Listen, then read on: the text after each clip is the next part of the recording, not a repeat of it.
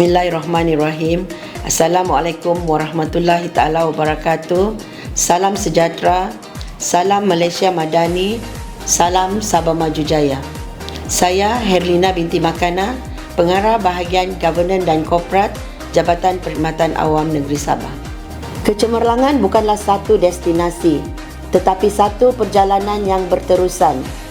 Tahun 2025 telah membuktikan bahawa warga Jepang bukan sahaja mampu berjalan seiring dengan perubahan, malah mampu menerajui transformasi tadbir urus di negeri Sabah.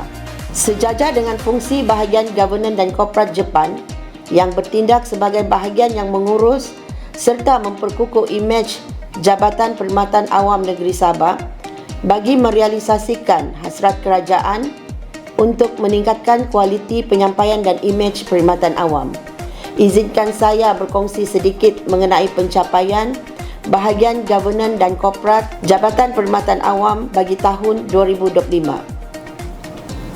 Sepanjang tahun 2025, bahagian governance dan korporat telah mencatatkan pencapaian yang signifikan dalam usaha memperkukuh tadbir urus, pengurusan kualiti serta integriti selaras dengan aspirasi perkhidmatan awam negeri Sabah.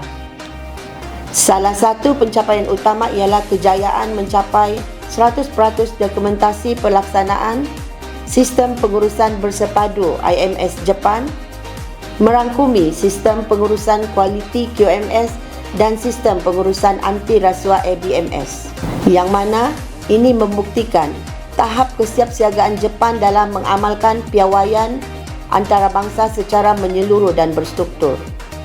Pencapaian ini turut menjadi asas penting dalam memperkukuh sistem kawalan dalaman serta pengurusan risiko berteraskan integriti. Dalam aspek pembangunan kapasiti dan kompetensi, bahagian governance dan korporat telah melaksanakan 3 kursus, 2 bengkel serta 1 sesi perkongsian latihan ISO yang telah dirangka bagi meningkatkan kefahaman, kemahiran dan profesionalisme warga kerja dalam pelaksanaan sistem pengurusan bersepadu. Pendekatan ini juga mencerminkan komitmen berterusan terhadap pembangunan modal insan yang mampan serta berdaya saing. Keberkesanan pengurusan aduan turut diperkukuh melalui pelaksanaan sistem iAdu. Dengan pencapaian 100% aduan telah berjaya diselesaikan pada tahun 2025. Kejayaan ini menunjukkan tahap kecekapan respon Jepang serta keupayaan bahagian dalam memastikan penyampaian perkhidmatan yang telus, responsif dan berorientasikan pelanggan.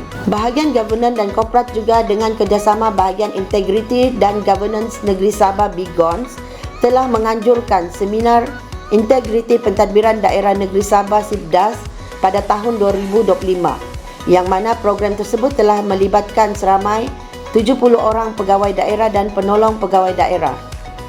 Penganjuran seminar ini bertujuan untuk memperkukuh kefahaman dan penghayatan nilai integriti, accountability serta etika dalam pelaksanaan tugas pentadbiran di peringkat daerah. Selain itu, usaha memperkukuh kepakaran dalaman telah diterjemahkan melalui kejayaan melatih dan melahirkan 6 orang ketua juru audit bertauliah ISO 9001-2015 sekaligus meningkatkan keupayaan Jepang dalam melaksanakan audit dalaman secara kendiri dan berkesan. Dalam konteks pengurusan pengetahuan dan komunikasi korporat, sebanyak 4 edisi buletin telah berjaya diterbitkan sepanjang tahun pelaporan, iaitu 4 edisi setahun. Pada tahun 2025, 4 edisi buletin ini siap mengikut tempoh yang dijadualkan. Secara keseluruhannya, pencapaian-pencapaian ini mencerminkan keupayaan bahagian governance dan korporat Jepang dalam melaksanakan perancangan strategik secara bersepadu, berasaskan pematuhan piawaian, pembangunan kompetensi serta pengukuhan budaya integriti. Kejayaan ini menjadi landasan penting ke arah peningkatan berterusan kualiti tadbir urus dan penyampaian perkhidmatan awam negeri Sabah. Saya ingin mengucapkan setinggi-tinggi terima kasih kepada pihak pengurusan tertinggi dan semua pengarah-pengarah bahagian kerana tanpa sokongan padu mereka, semua kejayaan tersebut tidak akan dapat dicapai. Saya juga bersyukur kerana berkat usaha gigih Komitmen serta kerjasama erat daripada semua kaki tangan, bahagian governance dan korporat telah berjaya mencapai sasaran bagi tahun 2025 dengan jayanya. Terima kasih kerana telah meletakkan kepentingan organisasi di hadapan dan bekerja sebagai satu pasukan yang padu.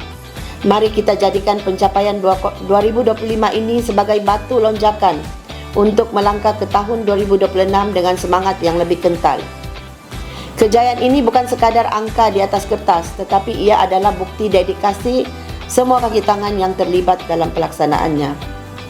Saya juga ingin mengambil kesempatan mengucapkan setinggi-tinggi penghargaan dan terima kasih kepada pegawai dan kaki tangan JNK yang telah bersara dan berpindah ke lain-lain jabatan pada tahun 2025 kerana mereka juga merupakan nadi utama yang menyumbang kepada pencapaian tersebut.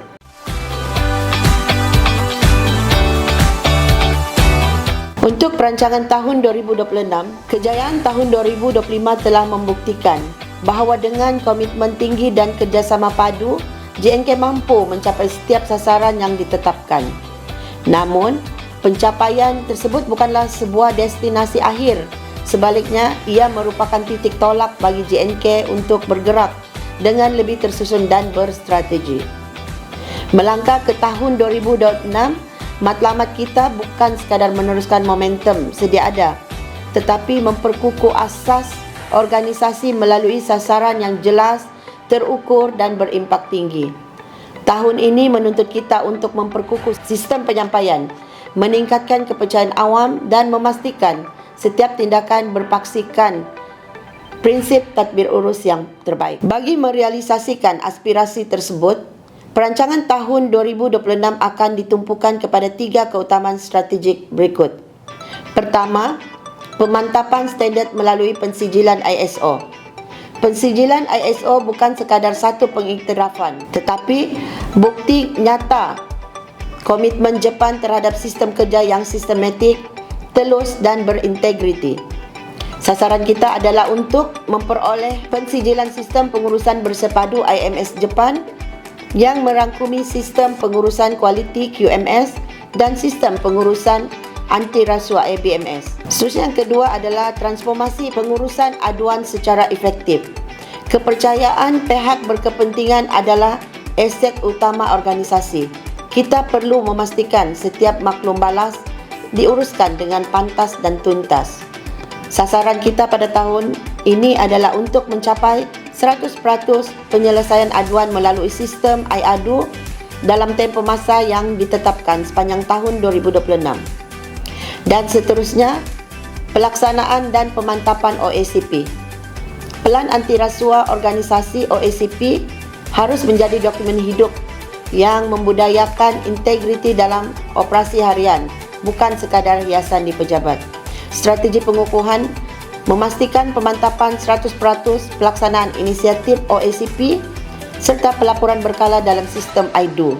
Kesimpulannya, sinergi dan accountability kejayaan perancangan ini amat bergantung kepada budaya kerja berpasukan di setiap lapisan, warga kerja Jepang amnya dan warga JNK khasnya. Marilah kita jadikan tahun 2026 sebagai tahun lonjakan kualiti demi memastikan perkhidmatan yang diberikan kekal, relevan dan dipercayai.